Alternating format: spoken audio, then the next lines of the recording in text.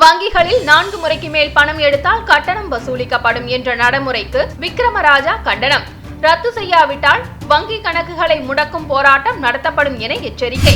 வங்கி கணக்குகளை முடக்குகின்ற போராட்டமாக ஒவ்வொரு மாவட்ட தலைநகரிலும் ஒவ்வொரு வங்கி முன்பு பெரிய அளவிலே பல லட்சம் வியாபாரிகள் தமிழகம் தழுவிய அளவிலே போராட்டத்தை நடத்துவார்கள் என்று தெரிவித்துள்ளனர்.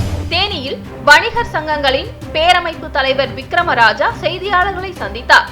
தமிழகத்தில் நச்சுத்தன்மை உடைய குளிர்பானங்கள் விற்பனையை 70% வியாபாரிகள் புறக்கணித்துள்ளனர் என்றும் பல பகுதிகளில் நச்சுத்தன்மை உள்ள குளிர்பானங்கள் விற்பனை செய்யப்பட்டு வருகின்றன. அந்த கடைகளுக்கு நேரடியாக சென்று அகற்றுவதற்கான நடவடிக்கை மேற்கொள்ளப்பட இருப்பதாகவும் கூறினார்.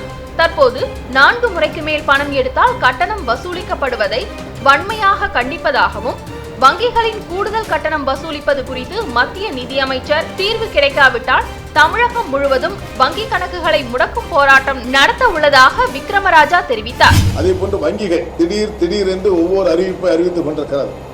குறிப்பாக வங்கி கணக்கிலே 5000 ரூபாய் குறைந்தபட்சம் இருக்க வேண்டும்.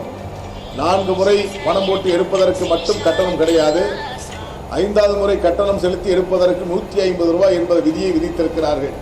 இது நியாயமில்லாதது. இதை தமிழ்நாடு வணிகர் பேரமைப்பு ஏற்றுக்கொள்ளாது. குறிப்பாக இதை எதிர்த்து உடனடி நடவடிக்கைகளை பேரமைப்பு இறங்கியிருக்கிறது. முதற்கட்டமாக நிதி அமைச்சகத்துக்கும் அந்த எல்லா வங்கிகளுக்கும் ரிசர்வ் பேங்க் வங்கிக்கும் எங்களுடைய கோரிக்கையை நாங்கள் அனுப்பியிருக்கிறோம்.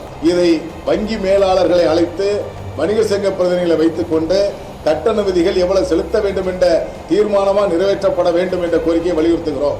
அதை தவறுகின்ற பட்சத்தில் வங்கி கணக்குகளை முடக்குகின்ற போராட்டமாக ஒவ்வொரு மாவட்ட தலைநகரிலும் ஒவ்வொரு வங்கி முன்பு பெரிய அளவிலே பல லட்சம் வியாபாரிகள் தமிழகம் தழுவிய அளவிலே போராட்டத்தை நடத்துவார்கள் என்று தெரிவித்துக் கொள்கிறேன்.